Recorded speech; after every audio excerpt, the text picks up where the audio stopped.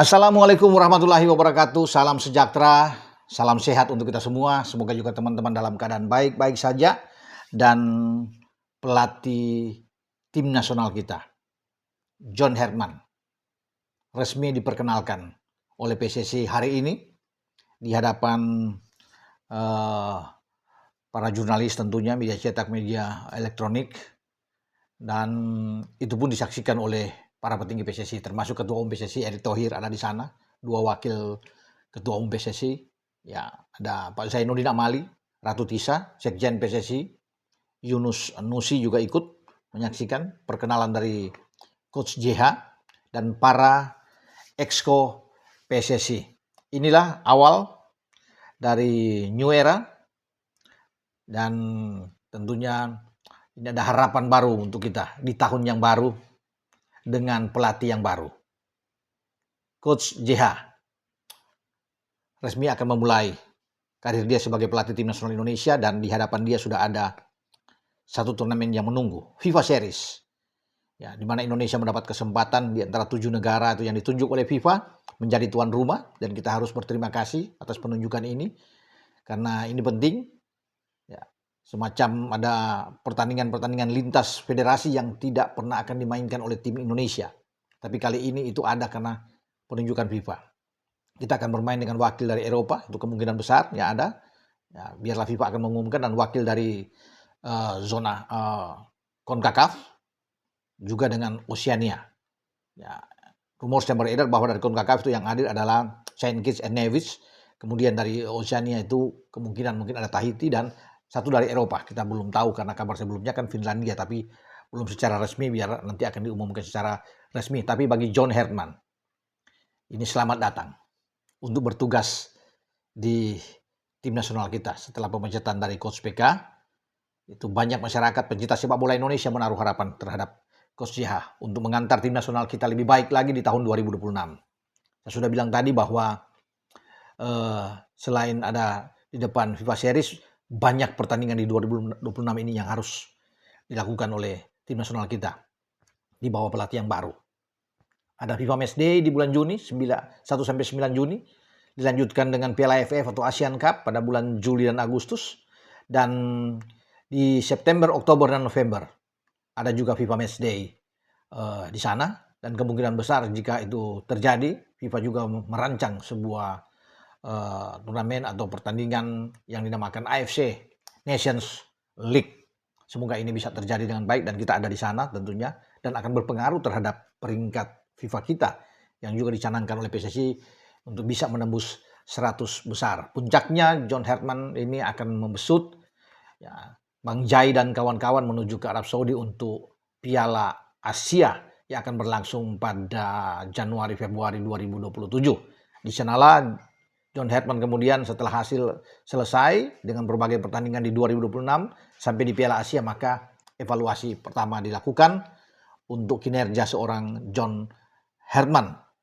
Ya, jika oke, maka akan berlanjut terus dengan dengan kontrak dia yang 2+2 itu sampai 2027 tentunya, di masa berakhirnya kepengurusan PSSI di bawah Erick Thohir, dan nantinya akan berlanjut sampai 2029 untuk menatap 2030 karena ada Piala Dunia di sana ya teman-teman semua. Dan siapa yang akan dipanggil oleh John Herman, pemain itu ada, kita tunggu saja. Tapi yang pasti ada kabar baik tentunya seiring dengan perkenalan John Herman, karena kita tahu bersama dia ingin memberikan yang terbaik buat timnas. Itu komitmen besar dari seorang John Herman. Keluarga dia angkut semua, istri, anak-anak ya, istrinya Claire Louis ya, dia angkat Jai Yozua ya. Dan anak perempuannya dia angkat ke Jakarta, sudah tiba. Dan sebenarnya kan ada pengumuman itu untuk perkenalan pada kemarin Senin, tetapi karena kurang enak badan bagi John Herman, akhirnya ditunda pada hari ini, dan semua sudah dituntaskan, dan dia akan fokus benar.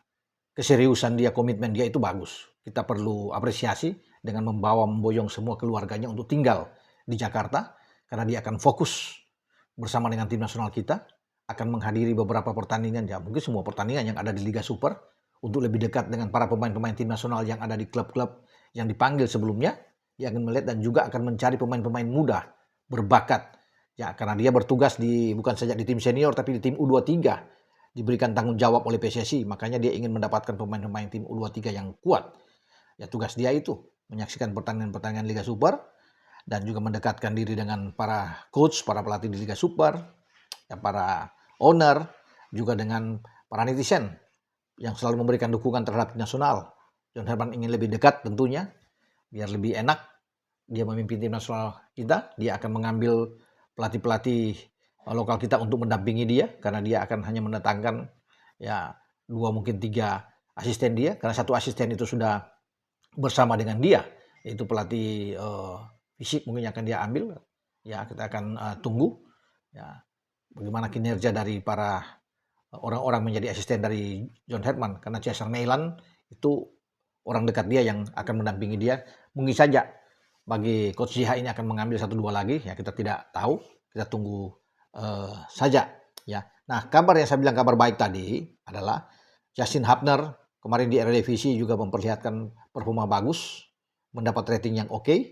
Ya, dari Votmog 7,4 kalau nggak salah. Dia menjadi penyelamat buat Fortuna Sittard klubnya di Eredivisie. Karena pada Senin dini hari kemarin itu skor 2-2 bermain di Eredivisie dengan Go Ahead Eagles. Yang menarik bahwa selain Justin Hubner pemain tim nasional kita, di Go Ahead Eagles itu ada Dean James yang bermain di posisi bek kiri dan dua-dua bermain kemarin. Nah, itu kebanggaan buat kita karena ada 2 pemain tim nasional kita bermain di Eredivisie dan bermain 2-2. Sayang memang kemenangan bagi Dean James dan kawan-kawan di kandang mereka itu dibuyarkan oleh gol di penghujung laga di injury time 90+3 yang dibuat oleh Justin Hubner. Ya teman-teman, dan itu yang membuat 2-2 dapat 1 poin masing-masing. Sehingga di Eredivisie ini bagi Fortuna Sittard dan Go Ahead Eagles ada di posisi 11-12 kalau nggak salah ya. Dan juga oleh Romani membuat penampilan yang oke. Membawa Oxford itu lolos ke babak 32 besar di Piala FA karena ada adu penalti melawan MK Dons dan oleh Romani mencetak salah satu gol di adu penalti. Dan tidak main-main. Dia orang pertama yang ditunjuk untuk bisa mengeksekusi adu penalti dan dia menjalankan dengan baik. Nah, itu tentunya kabar bagus buat kita. Ya, buat John Herman juga. Dan di Bundesliga kita tahu bersama di akhir pekan kemarin Kevin Dix kembali mencetak gol lewat penalti saat Borussia Mönchengladbach, klubnya Kevin Dix itu menang 4-0 lawan Augsburg. Dan ini penalti ketiga dia di Bundesliga setelah dia mencetak gol lawan FC Köln kalau nggak salah, FC Köln dan Heidenheim. Ada penalti juga dan tiga-tiga semua dieksekusi dengan baik, dituntaskan dengan bagus. Nah, ini juga kabar baik buat kita karena kita punya 2 penendang penalti yang oke. Jika dalam pertandingan FIFA Series atau pertandingan-pertandingan lainnya di bawah John Herman, tentunya ada tendangan penalti itu akan dihadapi oleh Kevin Dix dan oleh Romani. Jadi semoga semua pemain-pemain abroad yang bermain di luar itu tertantang, termotivasi dengan ada coach baru kita ini.